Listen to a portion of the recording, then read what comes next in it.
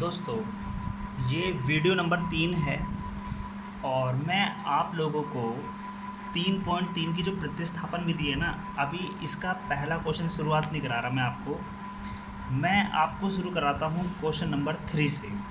ठीक है, तो वो इसने क्या बोला कि पहले रैखिक समीकरण बनाओ, फिर उनको हल करना है प्रतिस्थापन विधि से। तो दोस्त, मैं आपको प्रतिस्थापन विधि से करने के बजाय सलाह दूंगा कि आप इनको या तो विलोपन विधि से कर लो या वज्र गुणन विधि हमने सीखी थी ना अभी 3.5 में, उससे कर लो। ठीक है, प्रतिस्थापन विधि से मत करना इसे अभी। तो देखो मैं क्या समझाता हूँ।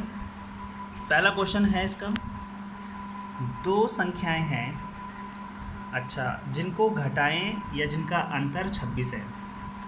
तो भाई पहला माना कि जो पहली संख्या है x है, दूसरी संख्या y। ठीक है, अब अकॉर्डिंग टू क्वेश्चन करो। अच्छा, थोड़ा सा रुको जरा, हमारे आकाश चोपड़ा साहब कह रहे हैं कि क्या आंसर उतना ही आएगा। तो बिल्कुल सही बात है, तीनों विधि प्रतिस्थापन हो, विलोपन हो या वज्र गुणन हो, ठीक है, आंसर तीनों से सेम आता है। लेकिन दोस्तों मैं ना प्रतिस्थापन विधि से कराऊंगा आपको सिर्फ ये वाले क्वेश्चन, क्योंकि अगर उस क्वेश्चन से, उस विधि से सारे क्वेश्चन कराता हूँ तो बहुत ज़्यादा टाइम लग जाएगा आपका, 10 दिन लग जाएंगे, ज़्यादा भी लग सकते हैं। ठीक है, तो कम समय के हिसाब से थोड़ा सा चलना पड़ेगा हमें। तो देखो इसने कहा था दो संख्याओं का अंतर 26 है। तो देखो पहली संख्या कितनी है हमारी x, दूसरी संख्या कितनी है y, इन दोनों का डिफरेंस 26 है। ठीक है, आगे या इसी प्रकार भी लिख सकते हो, एक संख्या दूसरी संख्या की 3 गुनी है। यानी जो पहली संख्या है, दूसरी संख्या, तो पहली संख्या दूसरी की 3 गुनी, तो इसका 3 गुना कितना हो जाएगा, 3y।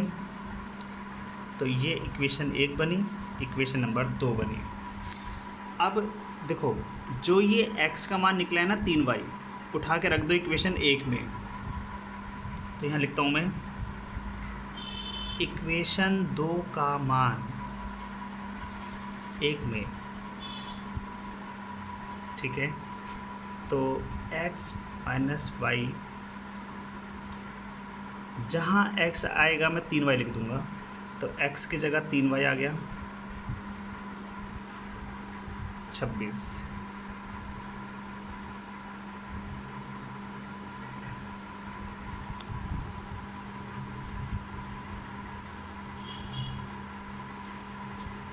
y का मान आया आपका 13। ठीक है, ये पहला आंसर आ गया। एक मिनट, अभी काम ख़त्म नहीं हुआ, अब मुझे x का भी निकालना है। तो दोस्त देखो, दो है मेरे पास ऑप्शन, या तो मैं इक्वेशन 1 में रख दूँ, इक्वेशन 2 में रख दूँ। तो आप देखो कि दोनों में से जो छोटी इक्वेशन हो या जो आसान लगे आपको उसमें रख सकते हो, आंसर दोनों से ही सेम आएगा, सही माना जाएगा। तो मैं इसमें रख देता हूँ, मुझे इक्वेशन 2 आसान लग रही है देखने में। तो y का मान 2 में रख दिया मैंने, तो x बराबर 3y,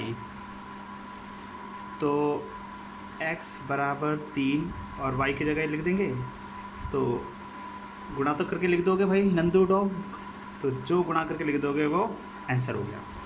लेकिन दोस्तों मैंने आपको सलाह दी है कि जब भी कोई स्टेटमेंट वाला क्वेश्चन आए, स्टेटमेंट का मतलब होता है जैसे हिंदी लिखी हुई है, उस टाइम पर इतना मत छोड़ना, देखो आधा मार्क्स कट जाता है, लिखना लास्ट में। इसलिए पहली संख्या दूसरी संख्या, पहली संख्या हमने कितनी मानी थी, x, शुरू में मानी थी ना x, याद होगा देखो पूरा, और दूसरी मानी थी y। तो x और x का मान जो यहाँ निकलेगा वो यहाँ लिख दोगे। दूसरी संख्या मानी थी y, तो y का आंसर ये आया हमारा, ये हो गया आंसर। वैसे मैं बता देता हूँ, 13 तिया कितना आएगा, 39। अब पता है दोस्तों, पेपर में आपके पास कुंजी गाइड तो होगी नहीं जो आंसर चेक करोगे, आप खुद ही चेक कर सकते हो उसी टाइम। इसका एक तरीका है, देखो कैसे। इसने क्या बोला था कि दो संख्याओं को घटाएंगे तो 26 आएगा। आप देखो, एक 39 है और एक 13, तो 39 में से 13 गए 26। हो गया आंसर चेक। आप खुद भी चेक कर सकते हो। तो मिलेंगे अगली क्लास में। बाय।